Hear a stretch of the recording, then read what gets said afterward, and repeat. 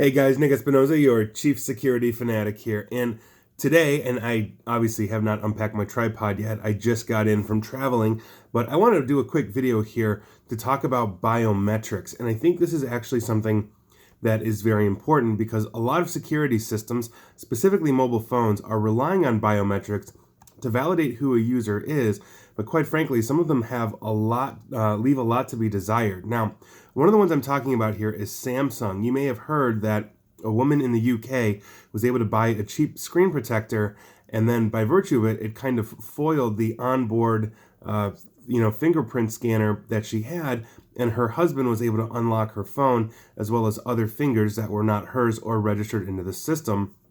Samsung is in the process of releasing a patch for that. Now, Google has a very similar issue in terms of their facial recognition system, which apparently will unlock the phone even if your eyes are closed. That's obviously a bit of a security issue in the sense that your eyes are rather unique. And by virtue of that, if your eyes are closed, what is stopping, let's say, somebody from a picture or something that's 3D printed that are not your eyeballs from getting into your phone? Now, we've seen kind of the cat and mouse thing. As we develop biometric systems, they oftentimes get cracked or spoofed and all of that. So a few years ago, there was actually a hacking utility called Masterprint that was breaking into about, I want to say it was about 85% of all biometric scanners on mobile phones. Recently, I did a video, I want to say about 6 months to a year ago, on a research team that created an artificial intelligence, fingerprint reader, basically to attack it, that was able to successfully spoof 1 out of 3 fingers right out of the gate, and they've been continuously improving that as well. And so when we are looking at biometric systems, we have to understand that they are not 100% accurate in that sense, but we're going to continue to improve them as well. And so if you are using biometrics, with something, just heads up on that. Understand that it's not 100%. Understand that there potentially are some flaws out there, and also understand that we're going to improve this. Now, the average person that, let's say, would be stealing your phone at the mall probably isn't going to have the ability to get through biometrics and ideally the encryption that is behind it. Usually, if you're using biometrics, your phone is becoming encrypted. That's default now for iPhone and Android. But nevertheless, the best thing that you can do is a good solid password with multi-factor authentication, which is a complete pain in the butt on a mobile device.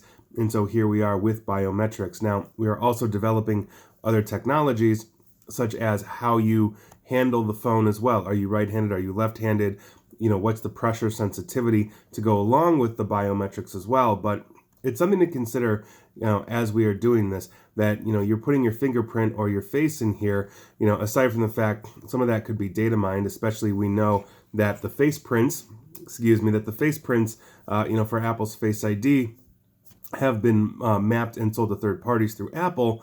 It's very possible a fingerprint could be done the same way, although the way the fingerprint scanners work, it's not an actual print. If you've ever used one, you know that you have to put your edges around. It's getting an approximation of what your finger is, and that's oftentimes how a lot of researchers and hackers are able to exploit the fingerprint scanner. So just heads up on you. If you have a Samsung, you're waiting for a patch. If you have a Google, you're waiting for a patch. And if you've had an iPhone, your Face ID has been patched multiple times, including right out of the gate when it first came out with the iPhone 10, and we were able to get through that thing with basically a picture on a parallax screen. Literally did that myself. So I thought that was interesting, and Apple's obviously fixed it since then and improved it. But that is the state of being when it comes to biometrics. Always improving, always exploiting. So here we are. And please like, share, follow me here on Facebook and Twitter at NickAESP. And please feel free to subscribe to me at YouTube as well. And as always, stay safe and stay online. Thanks, guys.